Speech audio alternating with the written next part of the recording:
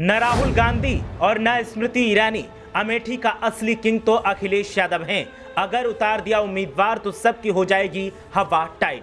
अखिलेश यादव का दांव कर सकता है अमेठी में कईयों का खेल खराब, पंगा लिया तो फिर सियासी हल्ला होना तय। अखिलेश के हाथ में है हार जीत की चाबी। देखिए सपा के उम्मीदवार से कटेगा सबसे ज्यादा किसका वोट। अमेठी में सपा की बढ़ती ताकत और अखिलेश का बढ़ता क्रेज कर रहा बीजेपी को परेशान और कांग्रेस के छूट रहे पसीने। ये अमेठी लोकसभा सीट है। यहां सांसद स्मृति ईरानी हैं, पूर्व सांसद राहुल गांधी हैं, लेकिन हकीकत में यहां का किंग अब अखिलेश यादव बनते दिख रहे हैं। ये वही सीट है जहां से कांग्रेस का नाता रहा और सपा ने हर बार कांग्रेस को वॉक ओवर देकर जीतने दिया, लेकिन अब अमेठी के गढ़ पर सपा की नजर है और अखिलेश यादव ने अगर दांव खेला तो फिर बीजेपी कांग्रेस का सूफड़ा साफ हो जाएगा।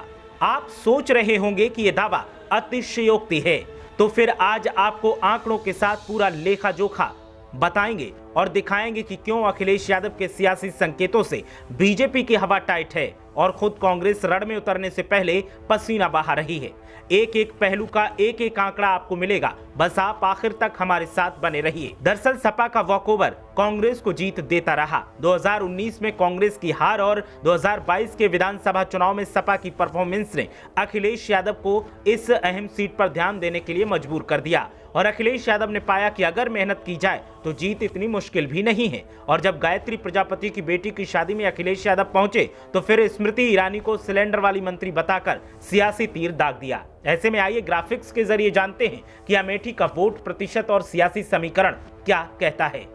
1999 के बाद सपा ने अमेठी सीट पर कभी भी अपना प्रत्याशी नहीं उतारा और कांग्रेस को वॉकओवर दिया।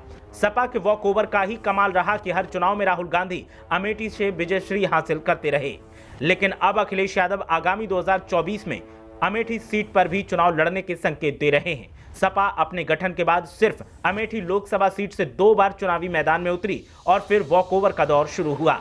अमेठी लोकसभा क्षेत्र में 5 विधानसभा सीटें आती हैं, जिनमें अब 2 पर सपा ने 2022 में कब्जा जमा लिया। सलोन सीट पर बहुत ही मामूली वोट से सपा को हार का सामना करना पड़ा और बीजेपी को कड़ी टक्कर दी।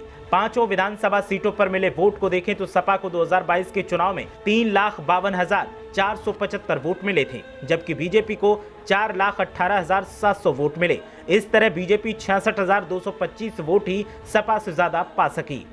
बढ़ते सियासी ग्राफ को देखते हुए अखिलेश यादव अमेठी पर अपना प्रत्याशी उतारने की तैयारी में हैं।